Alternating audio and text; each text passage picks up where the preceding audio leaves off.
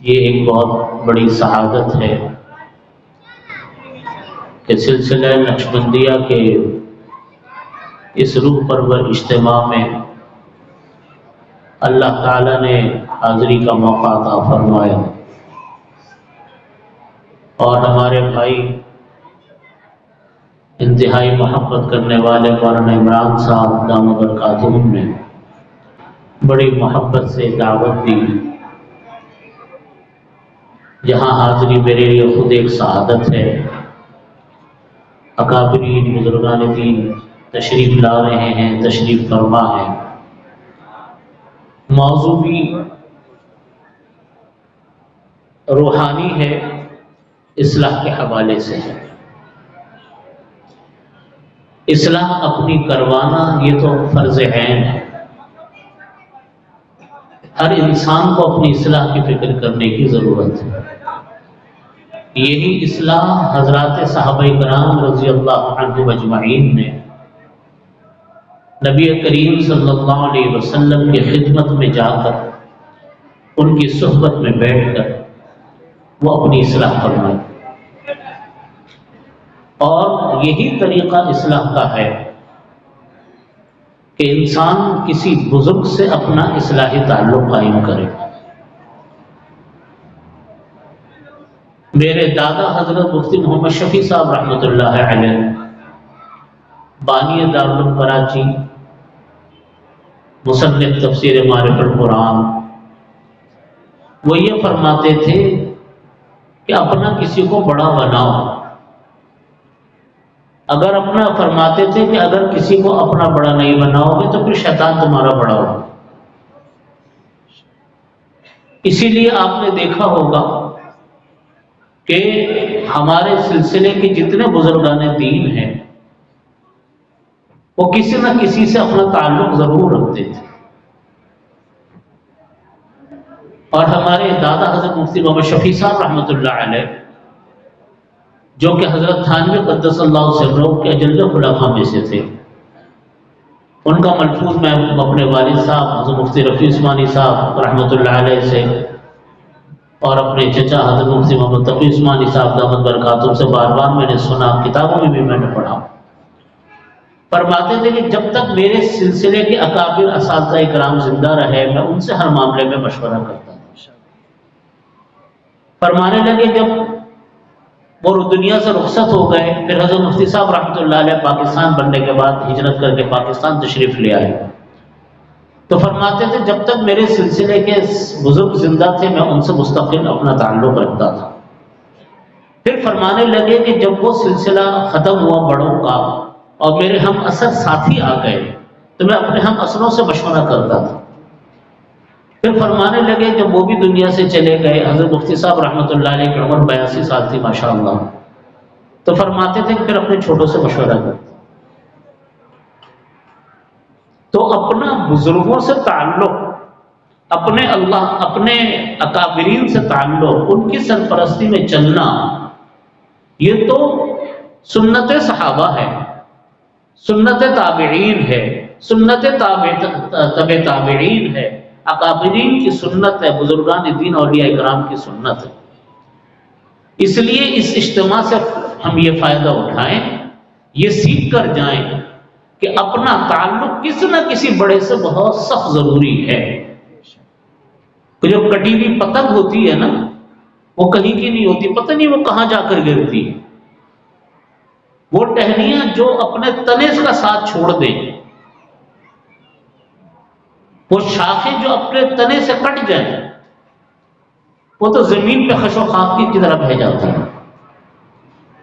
انسان اسی لیے ہمیشہ اپنے سلسلے سے جڑا ہے، ورنہ شیطان انسان کو کہیں کا نہیں چھوڑتا۔ عقل انسان کو وہاں لے جا کر مارتی ہے جہاں سوچا بھی نہیں ہوتا انسان۔ اس لیے اپنا تعلق بزرگان دین سے قائم کرنا ضروری ہے۔ بنیادی شعبے جو دین کے وہ 5 ہیں جو اکابرین ہمیشہ لکھتے ہیں کتابوں میں: عقائد، عبادات، معاملات، معاشرت۔ 5ویں نمبر پر آتا ہے اخلاق۔ اخلاق کے معنی آتے ہیں کہ انسان اپنے اندر پیدا ہونے والے خیالات، اپنے اندر پیدا ہونے والے جذبات وہ شریعت کے مطابق ہو جائے۔ اگر آدمی اوپر سے تو نیک ہے لیکن خیالات جو جنم لے رہے ہیں، جو انسان کے اندر جذبات پیدا ہو رہے ہیں وہ معصیتوں کے، گناہوں کے، فسق و فجور کے ہیں، تو کب تک انسان اپنا ظاہر اور باطن سے لڑے گا؟ نہیں لڑ سکتا۔ اور اصل چیز ہوتی ہی جذبات ہیں انسان کے، اصل چیز ہوتی ہی انسان کے خیالات ہیں۔ ان خیالات سے انسان کے ہاتھ پاؤں چلتے ہیں، دیکھ کو آرڈر کرتا ہے، انسان کا جسم حرکت کرتا ہے۔ یہ کام سیکنڈ کے 1000ویں حصے میں ہوتا ہے۔ اسی کو نبی کریم صلی اللہ علیہ وسلم نے فرمایا، الا ان فی الجسد مضغہ اذا صلحت صلح الجسد كله واذا فسدت فسد الجسد كله الا وهي القلب۔ کہ سن لو، دل کے اندر ایک لوتھڑا ہوتا، اور وہ لوتھڑا مراد اس سے دل، وہ لوتھڑا گوشت کا اگر اچھا ہوگا تو پورا جسم اچھا ہوگا، اگر وہ لوتھڑا جسم کا خراب ہوگا پورا جسم بیکار ہوگا۔ الا وہی القلب، سن لو وہ لوتھڑا جسم کا دل ہے، یہ نبی علیہ الصلوۃ والسلام فرماتے۔ تو دل اگر خیالات ہی گناہ کے پیدا کر رہا ہے، دل اگر جذبات ہی گناہ کے پیدا کر رہا ہے، تو آپ داڑھی ٹوپی اور سفید کپڑوں کو لے کر کب تک گزارا کرو گے؟ اندر سے تو خرابی ہے، اندر سے تو گند ہے۔ یہ بزرگان دین سے جو تعلق ہے، اکابرین سے جو تعلق ہے، یہ تعلق در حقیقت قلب کی صفائی کے لیے ہوتا ہے اور کسی چیز کے لیے نہیں ہوتا۔ یہ جو ذکر بتاتے، جیسے بھی حضرت مولانا فرما رہے تھے کہ ذکر، نشست، اعتکاف، رات کا قیام، ایک رات آنا، یہ اس لیے ہے تاکہ جب آپ ایک دین کے ماحول میں بیٹھو گے، اللہ والوں کی صحبت میں بیٹھو گے، ذکر کرو گے، تو انسان کے اندر سے جو زنگ ہے وہ زنگ انسان کا دھلتا، اور یہ ہوتی صحبت سے ہی ہے۔ یہ واضح تقریر تو انسان کو صحبت میں لے جانے کے لیے۔ صحابہ کرام رضی اللہ عنہم، ان سے بڑا کون ہوگا؟ دیکھ، دیندار، امت کے سب سے نیک لوگ صحابی۔ کوئی کتنا بڑا ولی اللہ کہے کہ میں صحابی سے نیک ہوں، وہ جھوٹ بولتا ہے۔ تو آخری نمبر پر جو صحابی بنے، بالکل آخری عمر میں نبی علیہ الصلوۃ والسلام نے، وہ بھی بڑے سے بڑے ولی اللہ سے نیک ہیں، کیونکہ وہ صحابی ہیں جن کی گواہی نبی کریم صلی اللہ علیہ وسلم نے دی۔ آپ صلی اللہ علیہ وسلم فرماتے، اصحابی کالنجوم بأیہم اقتدیتم اہتدیتم، میرے صحابہ ستاروں کے مانندے، جس کی تم اقتدا کرو گے ہدایت پا جاؤ گے۔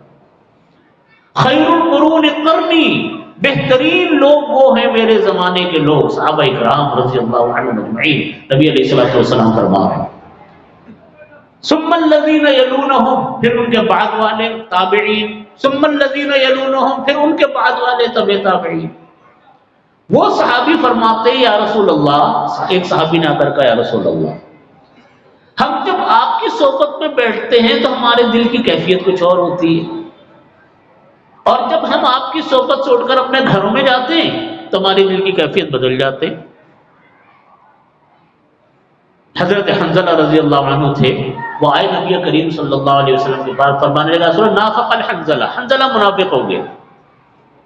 اپنے آپ کو کہنے لگے حنظلہ منافق ہو گیا، حالانکہ حضرت حنظلہ رضی اللہ عنہ یہ وہ صحابی ہیں جن کو غسل ملائکہ نے دیا تھا،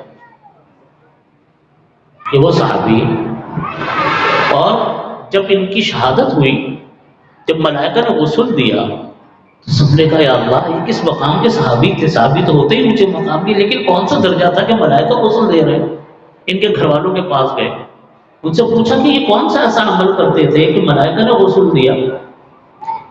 تو ان کے گھر والوں نے کہا عام آدمیوں کی طرح تھے، البتہ جب یہ جہاد کے لیے جانے لگے تو اعلان ہوا کہ فوراً نکلو جہاد کے لیے. تو اس وقت یہ ناپاکی کی حالت میں تھے، ان پر غسل فرض تھا. تو انہوں نے انتظار نہیں کیا غسل کرنے کا، بس حکم کی تعمیل میں فوراً نکل کھڑے ہوئے. اتنا حکم مانا. تو جب شہادت ہو گئی اسی حالت میں تو ملائکہ نے غسل دیا تھا. تو یہ کہتے ہیں کہ یا رسول اللہ نافق الحنظلہ، حنظلہ منافق ہو گیا. آپ نے فرمایا بھائی کیسے منافق ہو گئے؟ کہا کہ یا رسول اللہ آپ کی خدمت میں بیٹھتا ہوں تو دل کے جذبات کچھ اور ہوتے ہیں، وہاں سے اٹھ کر گھر جاتا ہوں تو جذبات ذرا ٹھنڈے پڑ جاتے ہیں. آپ نے فرمایا اس طرح کوئی منافق نہیں ہوا کر. یہ دل کی ایک کیفیت ہوتی ہے کہ جب انسان بڑوں کے ساتھ ملتا ہے، اٹھتا ہے، بیٹھتا ہے، الگ حالت ہوتی ہے، الگ ہوتا ہے تو ذرا دوسری حالت ہوتی ہے. تو بتانے کا مقصد یہ ہے کہ صحابہ کرام رضی اللہ عنہم بھی دور رہنے سے یہ فرق محسوس کرتے تھے. تو ہمارا اور آپ کا کیا حال بنے گا؟ ہمارا تو کوئی حال ہی نہ ہوا نا. تو جب ان کو ضرورت پڑ گئی، ان کو تو ایک جھلک نبی علیہ الصلوۃ والسلام کی زیارت کی، اس نے صحابیت کے کہاں پر معراج کو پہنچا دیا.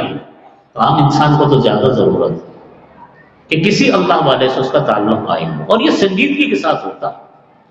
اس کو کہتے ہیں اصطلاح شریعت میں، اصطلاح صوفیہ میں، اصطلاح طریقت میں اخلاق. اخلاق کا مطلب کسی سے مسکرا کر ملنا نہیں، وہ اخلاق کا ایک درجہ ہے. کسی سے تہذیب سے بات کرنا یہ اخلاق کا ایک درجہ ہے. اخلاق کہا جاتا، اخلاق کا مفہوم بہت وسیع ہے. اخلاق کا مفہوم یہ ہے کہ انسان ایسے صاف ستھرے ماحول میں آئے، انسان ایسے صاف ستھرے ماحول میں جائے، اتنی پاکیزہ لوگوں کی صحبت میں بیٹھے کہ انسان کے دل میں آنے والے خیالات نیکی کے ہو. نماز کے وقت میں طبیعت میں کوئی بار نہ ہو کہ نماز پڑھنی ہے، پڑھ لی. رمضان آ گئے تو پہلے سے دماغ بنا ہوا ہے کہ رمضان میں آئیں گے تو روزے رکھیں گے، گرمی ہو یا سردی سے بحث ہی کوئی نہیں. کیسی گرمی کیسی سردی، کہاں کی سردی کہاں کی گرمی، پر رکھنا ہے روزے. تو کوئی دوسرا خیال ہی نہیں آتا. کوئی شریعت کا حکم آ گیا تو آ گیا، آرام سے کر لیا، کوئی دل میں بات نہیں آتی. یہ ہے اخلاق کہ انسان کا باطن اچھے خیالات کو پیدا کرے. یہ اخلاق کی تربیت یہ علماء کے پاس بیٹھ کر ملتی ہے، جس کو کہا جاتا ہے عمدہ اخلاق. پھر جب انسان کو اعمال کی توفیق ہوتی ہے اور آدمی اللہ والوں کی صحبت میں بیٹھتا ہے تو پھر آدمی کے اخلاق شریعت کے مطابق ہونے شروع ہو جاتے ہیں، اعمال شریعت کے مطابق ہونے شروع ہو جاتے ہیں،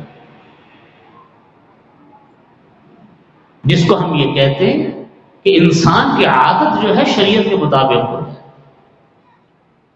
حضرت تھانوی رحمۃ اللہ علیہ کا میں نے ملفوظ پڑھا. حضرت تھانوی رحمۃ اللہ علیہ نے اپنے ملفوظات میں لکھا، اپنے شیخ حضرت مہاجر امداد اللہ مہاجر مکی رحمۃ اللہ علیہ، حضرت نے لکھا کہ حضرت طبیعت جو ہے وہ شریعت بن گئی. کیا فرمایا؟ طبیعت جو ہے وہ شریعت بن گئی. جملے تو دو ہیں لیکن اگر آپ غور کریں نا تو پورا ایک جہان پوشیدہ ہے، اور اس کے پیچھے اتنی بڑی ریاست، اتنی بڑی قربانیاں ہیں کہ آپ تصور نہیں کر سکتے. یعنی مطلب یہ تھا، یہ دو جملوں میں حضرت نے بات کہی ہے، مطلب یہ تھا کہ میری مزاج، میری سوچ، میرا اٹھنا بیٹھنا جو طبیعت کا ایک انسان کا مزاج ہوتا ہے وہ ویسا ہی ہو گیا جیسا شریعت کا حکم. حضرت طبیعت شریعت پر. اس لیے میرے حضرت مفتی صاحب رحمۃ اللہ علیہ، میں یہ بات آپ کو بتاتا ہوں، آپ ضرور اس پر عمل کی کوشش کریں. میرے دادا حضرت مفتی محمد شفیع صاحب رحمۃ اللہ علیہ کا میں نے ملفوظ پڑھا. اب حضرت نے لکھا اپنے ملفوظات میں کہ جب تک میرے بزرگ زندہ تھے میں ان کے بیانات میں بیٹھتا تھا. دیوبند میں تھانہ بول میں حضرت تھانوی رحمۃ اللہ علیہ سے تعلق تھا.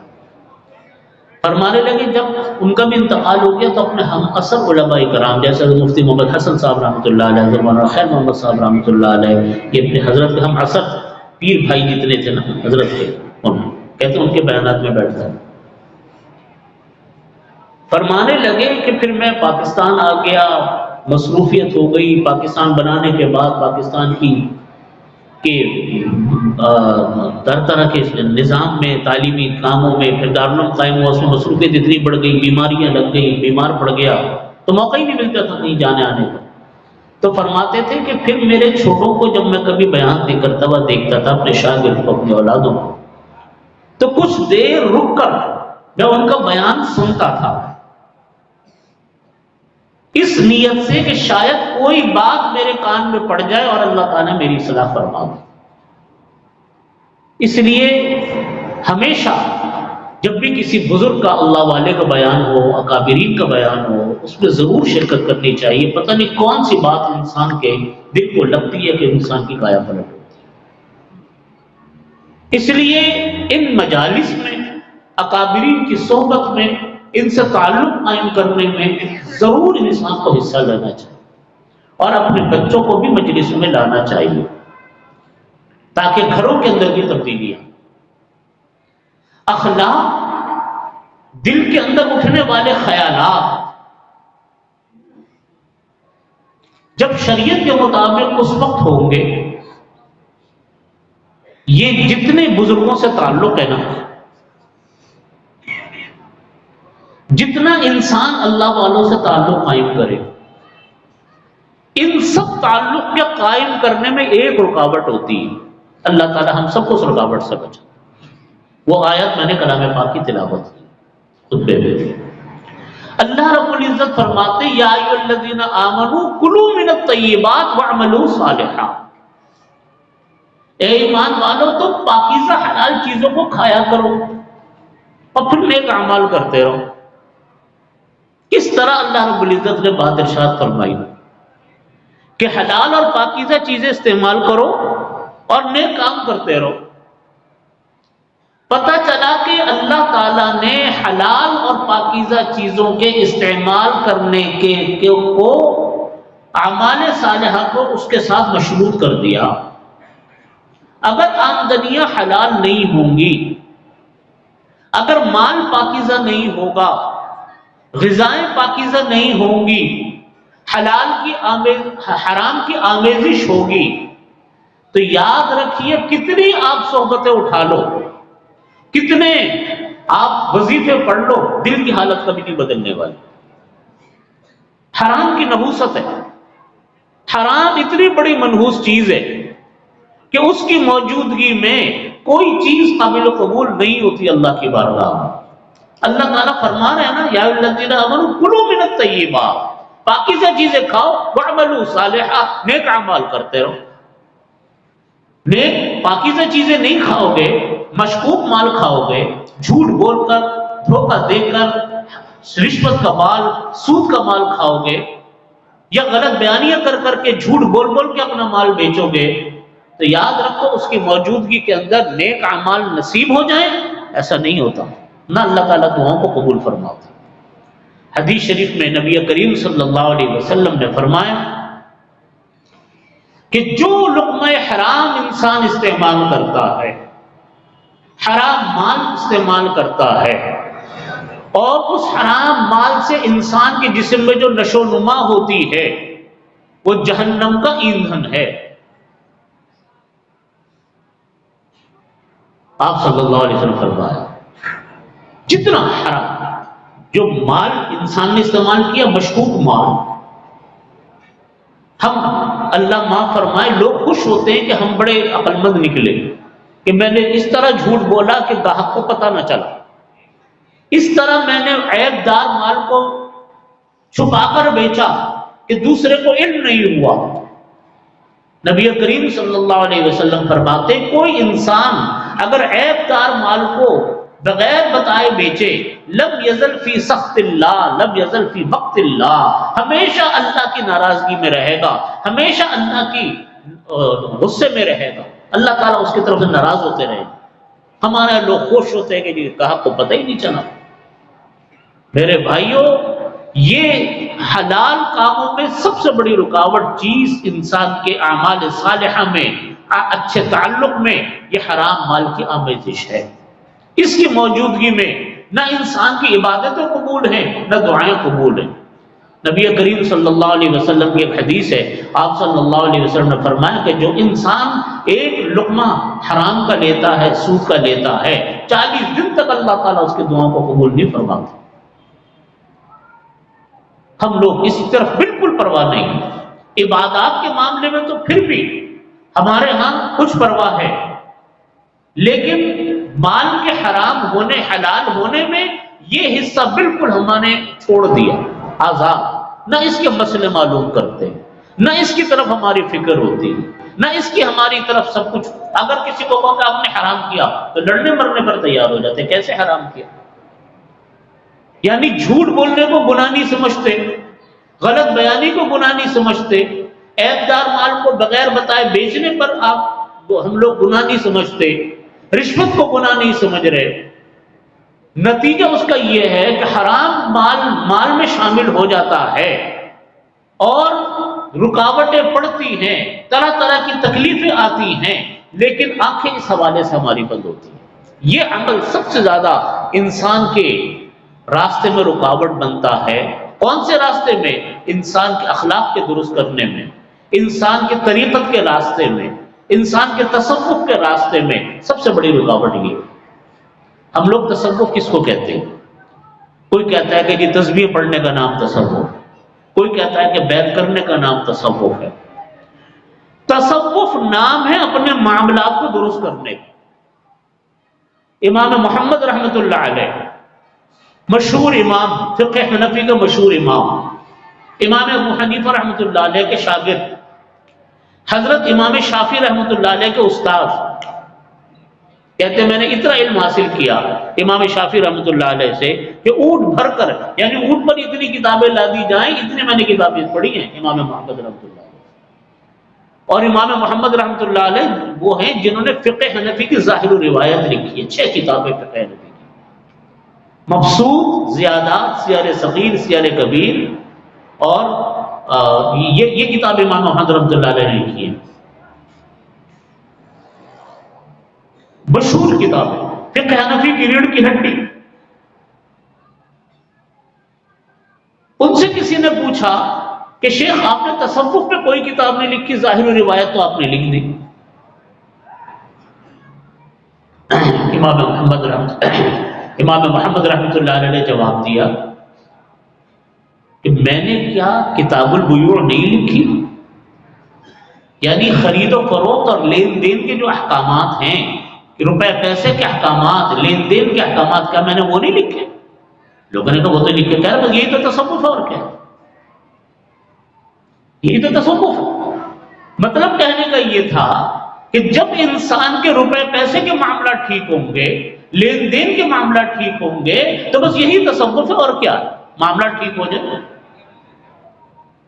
یعنی مطلب یہ تھا کہ اگر نمازیں تو صحیح پڑھ رہے ہیں، ذکر و اذکار بھی پورے ہو رہے ہیں، آمدنیاں مشکوک ہیں، کہیں رشوت ہے، کہیں سود ہے، کہیں غلط بیانی ہے، کہیں دھوکہ ہے، کہیں 2 نمبر کا مال بیچ رہے ہیں اور 1 نمبر کی قسمیں کھا رہے ہیں، تو یہ کیسا تصوف ہوا؟ یہ کیسے معاملات ہوئے؟ یہ امام محمد رحمۃ اللہ نے جواب دیا۔ اس لیے سب سے بڑی فکر ہم لوگوں کی یہ ہونی چاہیے کہ ہماری آمدنیاں حلال ہوں، 100% بغیر شک و شبے کے۔ حضرت مولانا یعقوب نانوتوی رحمۃ اللہ علیہ کا میں نے واقعہ پڑھا کتابوں میں۔ حضرت یعقوب نانوتوی رحمۃ اللہ علیہ فرماتے ہیں کہ ایک ہمارے ایک صاحب دعوت کیا کرتے تھے، کسی نے دعوت کی، دارالعلوم دیوبند کے اساتذہ کی، تو فرماتے ہیں کہ میں نے جب کھانا شروع کیا، اللہ والے لوگ تھے، صاحب نسبت بزرگ اولیاء کرام تھے، کہتے جب میں نے کھانا کھانا شروع کیا تو مجھ کو کھانا کھاتے ہی احساس ہوا کہ یہ کھانا کی یہ آمدنی مشکوک ہے، یہ روپیہ صحیح نہیں ہے۔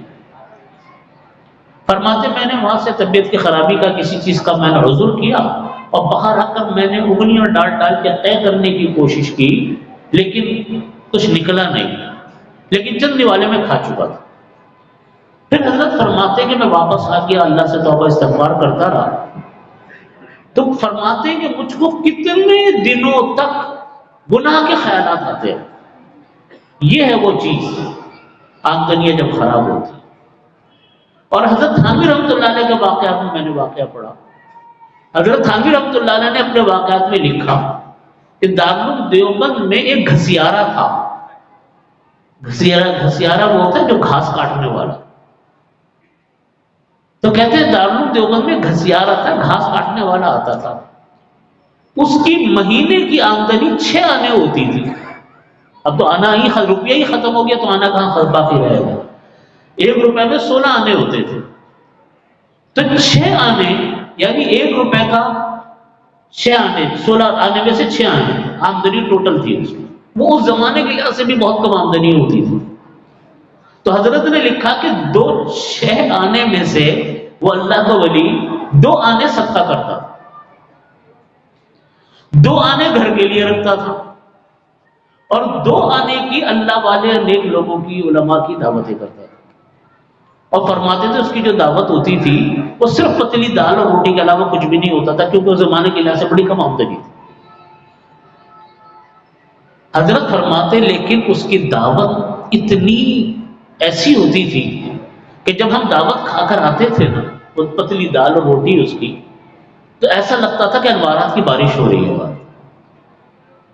فرماتے تھے کہ دارالعلوم دیوبند کے اساتذہ اس گھسیارے کی دعوت کے انتظار میں رہتے تھے کب وہ اللہ کا ولی دعوت کرے.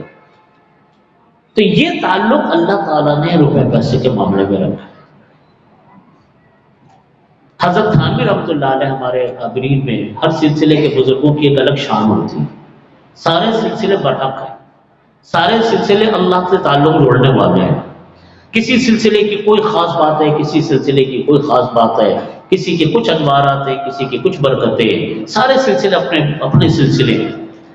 حضرت تھانوی رحمۃ اللہ علیہ کے سلسلے میں خاص بات تھی کہ تقویٰ فی المال کا اہتمام فرماتے تھے کہ مال میں تقویٰ اختیار کرو, آمدنیوں کو مشکوک ہونے سے بچاؤ. لعن رسول اللہ صلی اللہ علیہ وسلم, ہمارے ہاں تو لوگ بغلے بجاتے خوش ہوتے کہ اگر ان کو بینک سے لون مل جائے. نبی کریم صلی اللہ علیہ وسلم لعنت فرماتے ہیں. نبی کریم صلی اللہ علیہ وسلم کسی کو بددعا نہیں دیتے تھے. شاذ و نادر آپ صلی اللہ علیہ وسلم نے کسی کو بددعا دی. یعنی طائف کے موقع پر بھی جب اتنا ظلم کیا, اتنی توہین کی نبی علیہ الصلوۃ والسلام کی شان اقدس میں کہ آپ کے دونوں جوتے خون سے بھر گئے, اور بچے اور لوگ بدتمیزی اور توحید کا سلوک کر رہے تھے. جبریل امین علیہ الصلوۃ والسلام آئے اور آ کر کہا کہ اگر آپ کا حکم ہو اس وادی کو دونوں پہاڑوں کے درمیان پیس کر رکھ دیں. آپ نے فرمایا کہ مجھ کو رحمت للعالمین بنا کر بھیجا گیا, مجھ کو بددعائیں دینے والا نہیں بنا کر بھیجا گیا. اس وقت میں بددعا دی, لیکن سود کے معاملے میں بددعا دی نبی کریم صلی اللہ علیہ وسلم. فرمایا لعن رسول اللہ صلی اللہ علیہ وسلم آکل الربا وموکلہ وکاتبہ وشاہدیہ وقالہم فیہ سوا. فرمایا کہ لعنت فرمائی نبی کریم صلی اللہ علیہ وسلم نے سود کھانے والے پر, سود کھلانے والے جو دے رہا ہے پیسے سود کے, اس پر, اس کے لکھنے والے پر, اس کے گواہوں کے اوپر. فرمایا گناہ میں سب برابر کے شریک ہیں. الراشی والمرتشی کلاہما فی النار او کما قال صلی اللہ علیہ وسلم. رشوت لینے والا دینے والا دونوں جہنمی. اتنے سخت الفاظ ہیں. جو گناہ آج ہمارے معاشرے میں قدم قدم پہ پھیلا پڑا ہے, جس سے بچنے کی ہمارے یہاں فکر نہیں ہے, جھوٹ کی فکر نہیں, جھوٹی قسموں کی فکر نہیں, تو بتائیے پھر ہمارا اعمال کیسے قابل قبول ہو.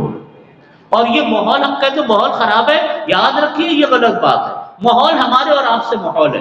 میں اور آپ مل کر ماحول بناتے ہیں. ہم اور آپ اچھے, ماحول اچھا, ہم اور آپ برے, ماحول برا. کیوں آج اس طرح حرام پھیلا پڑا ہے چاروں طرف؟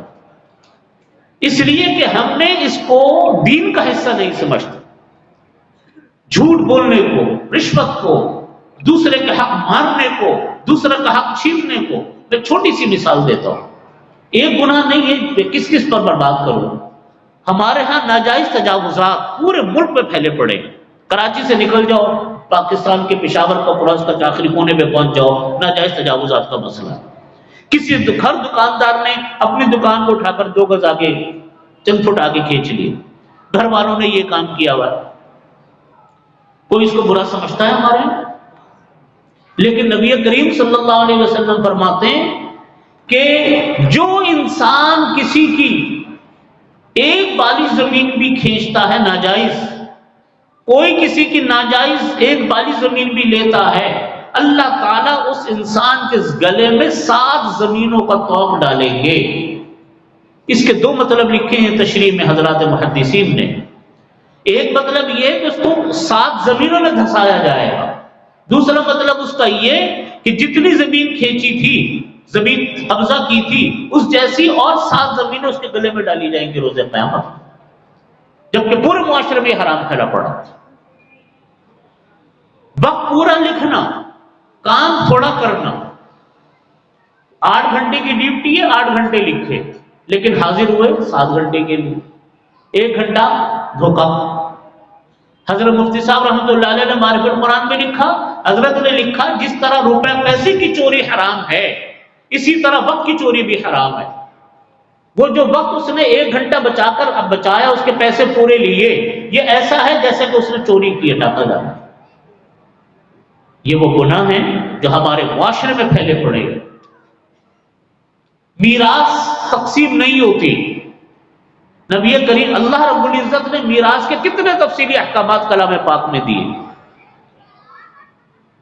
ہمارے ہاں خواتین کو میراث نہیں دیتے، بہنوں کو میراث نہیں ملتی، عورتوں کو میراث نہیں دیتے۔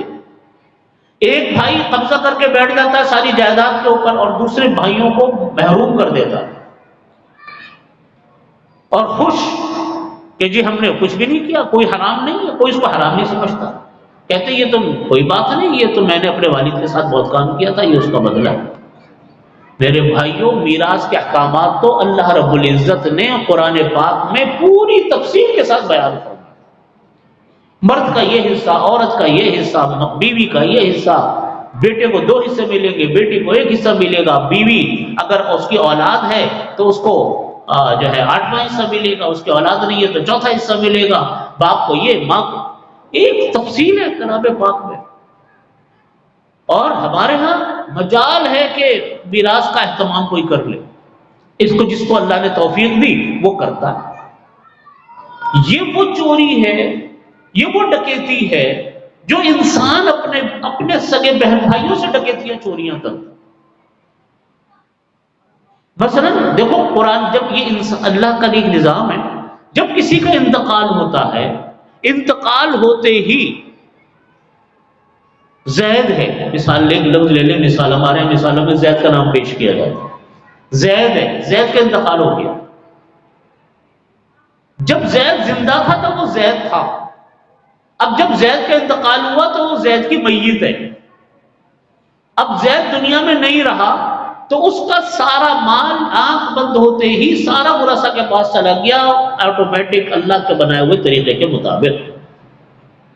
کوئی اس کا تنہا مال کا وارث نہیں، اللہ کے اس بتائے ہوئے طریقے کے مطابق مالک۔ اس کے اگر 2 بیٹے 2 بیٹیاں 1 بیوی ہے تو بیٹے کو بیٹوں والے حصے مل جائیں گے، بیٹی کو ایک حصہ مل جائے گا، بیوی کو تو چونکہ اولاد ہے تو 8واں حصہ مل جائے گا۔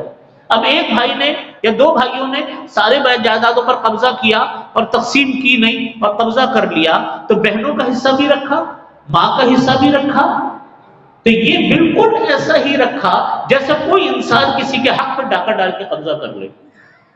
یہ حرام ہے بھائیوں، یہ حرام کی وہ قسمیں صرف مثال کے لیے عرض کر رہا ہوں، ایک طلب پیدا کرنے کے لیے عرض کر رہا ہوں کہ ہمارے معاشرے میں اتنا حرام کی قسمیں اور حرام پھیلا ہوا ہے کہ کوئی حد و انتہا نہیں۔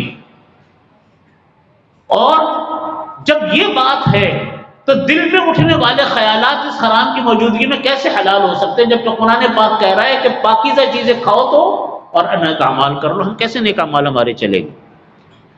اس لیے میں ان دونوں باتوں کو جوڑتا ہوں کہ اپنے اکابرین کی قدر کریں، اپنے اللہ والوں کی قدر کریں، اپنے علماء کی قدر کریں اور ان کی مجلسوں میں بیٹھیں، اور جو کرنے کا کام ہے اصلاح باطن کا یہ فرض عین ہے، اس کا اہتمام کریں۔ لیکن اس کے لیے رکاوٹ جو ہے وہ مال حرام۔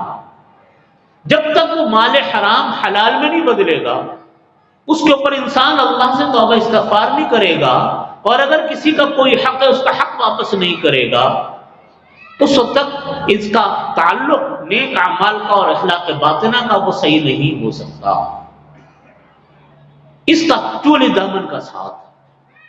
اس لیے اس مال کی موجودگی میں اٹھنے والے خیالات بھی گناہوں کے خیالات ہوتے ہیں، معصیتوں کے خیالات ہوتے ہیں، منکرات کے خیالات ہوتے ہیں، وہ کبھی نیک اعمال کے خیالات نہیں آئے. اس لیے یہ 3 کام ہمیں کرنے کے ہیں: اپنا اصلاح باطن کا اہتمام، جس کے لیے اکابر علماء کرام سے رابطے ہوں، اور تیسرے نمبر مال کو حلال کرنے کی فکر ہمارے اندر پیدا ہو.